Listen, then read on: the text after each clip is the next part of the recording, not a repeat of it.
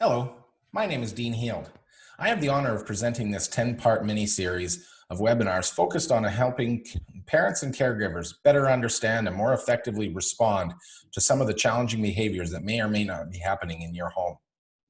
Whether you are struggling with how to respond to behaviors or simply looking for a refresher, I hope that there is a little something for everyone. This is part 1 of 10, titled How Does a Crisis Impact Children? So when we're talking about crisis, one of the first things to understand, whether it's the crisis that we're currently in, if you want to call it that, of the global pandemic, or whether there's things happening in the home, family discord, maybe mom and dad are not getting along as well as they normally would, or perhaps somebody's not in the home, they're away working for an extended period of time. There's a change in the home, or perhaps somebody isn't feeling well, or whatever, all kinds of different crises that can happen. And what's really important to understand is that it impacts people uniquely, depending on the individual. Okay, it's even for the individual, it can change from experience to experience. One crisis they might deal with really well. The next time something happens in their life, perhaps they don't, they struggle with it a little bit more than than before, and even the way that they deal with those crises, like sometimes they like our first one, they might disengage a little bit. They might not be as affectionate. They might not be as open. They might not be as willing to attach to the people around them, whether it's their family, their primary caregiver, or even their friends. They might withdraw a little bit from their friends. The important thing in circumstances like this is to be reassuring, recognize those times when some of their typical patterns are changing a little bit, and letting them know, hey, I'm here to talk should you need me.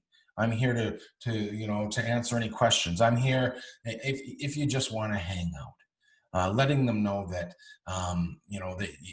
that relationship continues, that and in their time, you're willing to re-engage with them.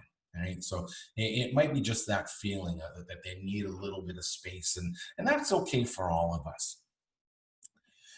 Another way that crisis can impact children is just in that physical health. Okay, and same, once again, this can happen in a lot of different ways. It can just, crisis can impact their sleep patterns. They might be sleeping a lot more than usual. They might be sleeping a lot less than usual. They might be having trouble staying asleep. They might be, they might not want, be as willing to go to bed at night. And of course, a lack of sleep impacts our physical health. It can also impact them in a way, in that they're not as active as they normally would be, right? So maybe normally they're very active. They're outside. They're playing. They're seeing their friends, and now all they want to do is sleep, or now all they want to do is hide in their room, or engage in the video game play. A lot of kids, when they are in the midst of a crisis, or dealing with trauma, or just going through some of those typical life patterns. And sometimes we all get a little bit down. Sometimes we all have moods. That's just the reality of it. And one of the ways, certainly, that teenagers and teenage boys in particular will respond to some of that will be, hiding in the room and playing the video games, and playing a lot more than what they normally would. It can also impact our eating habits.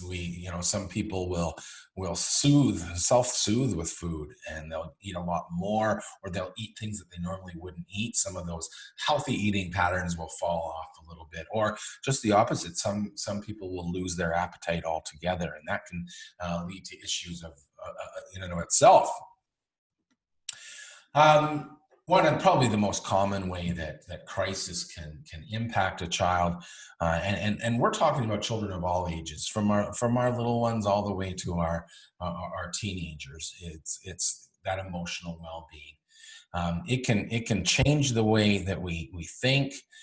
It can change the way that we see the world, and sometimes it can impact our emotional well-being, and there's no really real words to describe it. I don't really know what's going on. I just know that I don't feel 100%. I just know that I'm having a down day or a down week. So that they might not even really be able to say, what it is that's going on with them, why it is that they're feeling down, or why it is that that their behavior has changed. They just know that they're feeling a little bit down, and this can look like depression. This will look like withdrawal. This can look like just changing the way that they perceive themselves, and it can impact even their visually. You go from taking good care of themselves, having really enjoying getting dressed in the morning, and they putting on a cool shirt or whatever, to not really taking as much, putting as much energy into that personal appearance. So I always say, in my world, when focusing on behavior, what I'm really looking for is those changes in behavior, those departures. So we all have ups and downs, and that's okay, and that's normal. Okay, it's not what I'm talking about. I'm talking about those moments when you look at your child and say, well, that really isn't like her. That's not really something that she normally does. Those are those moments when it might be time to say, and to engage and say, hey, is there something going on? Is there do you want to talk? And we know most of our, a lot of times our teenagers will say, no, I'm fine, right? And that's okay too. Um, the message there is, that's okay. Just know I'm here for you anytime you want to talk. Anytime, if you have any, if you just want to spend some time, even if you don't want to talk, I'm here for you. So just reassuring them that you're there, reassuring them, just reminding them. Sometimes it's just they just need a little reminder to remember that those supports that are surrounding them. And one of the big ones, obviously, and one of the ones that I see so often in my job, the same, kind of what I was talking about, behavior that it seems like a significant departure from the norm. So crisis can impact the way that a child is behaving. And I see it all the time. People who are having big feelings, whether it's anxiety, whether it's worry, whether it's anger, boredom. I know that there's a lot of boredom in my house when we were isolating from everybody else, and all of us sometimes will entertain ourselves with maybe inappropriate behavior when we're bored, or when we have things going, when we're feeling a little bit off. And if you have siblings in your house, if you have more than one kid, you might see them picking on each other, you might see them arguing, and all of these can be symptoms of some of that. Some of that worry, so the crisis, that the change in routine, the just feeling off. Okay. And that's how a lot of times that we can describe it, and we can even reflect to our kids, hey, sometimes during times like this, I just feel off, and I can't exactly say exactly what's going on, but I just know that I'm not feeling right, or I'm not feeling 100%. Is that kind of how you're feeling right now? Like when we have those one-to-one moments. So, remember, and this is, we can't assume that the inappropriate behavior is the result of, the quote unquote crisis, but don't assume that it's not. And this is one of the easy ones to miss. Like all of a sudden, the child's risk taking, or talking back, or, lashing out. And it's easy to focus on that behavior, and easy to respond to behavior. It's easy to focus on consequence, or getting in, engaging with them. But remember, it's at least worth considering the possibility that the impact that the crisis is having on them, or impact of recent crisis or past trauma, it's worth considering the possibility that, hey, they're going through some stuff and it's coming out in that way, and they might not even understand that. Finally, crisis can impact children, just in their thought patterns, the way they think, the way they see themselves, the way that they see the world, the way that they see their worry, or the way that they see their future. Sorry, I was jumping ahead in my mind there, and it'll come out in excessive worry. There it is, and one of the times when you see this, and if you have a child, and I always say, be aware of those changes in behavior. So if you have a child who was going to bed without any difficulty, who didn't give you any challenges, and now they're having to get up 5 or 6 times after going to bed, and they're coming up with excuses on why they had to get up. Consider the possibility that they're going to bed and when they're alone and they're quiet, and now their thoughts are racing, and then that can turn into some pretty big, scary thoughts. They might ask, can I sleep in my brother's room? Can I leave a light on? Can I leave the TV on? Can I play the music?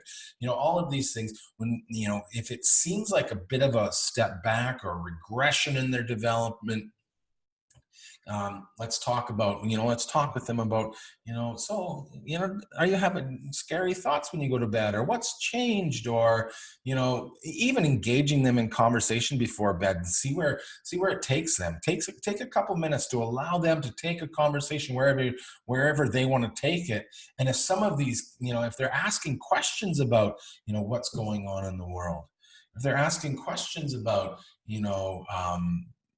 do you feel sick when you go out, or if you go out, are you going to get sick, or anything like that, then it's a good indication that perhaps they're going to bed and the mind is starting to race all those what ifs and maybes, and what could happen, and and that can be really scary. And the best thing that we can do is answer them honestly, be truthful, not laying too much on them, not scaring them or anything like that, telling them it's okay, don't worry about it.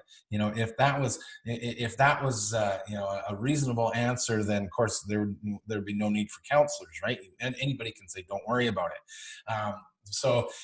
Rather than saying, no, don't worry about it, it's, it can be scary, but this is what I do when I go out. I wear my mask, I wear my gloves, I hand sanitize, I stay away from people, I make sure that I don't touch things, and I'm staying active and healthy, and all of those things. So some reassuring, but letting them, taking away some of that worry by giving them information. Really the best thing that we can do in those moments, and letting them know, hey, if you are scared, you can always come see me. I'm always here, and I'm not going anywhere tonight. I'll be in the living room, I'll be in my room, that kind of thing. So that reassuring them, reminding them of those, those safety measures.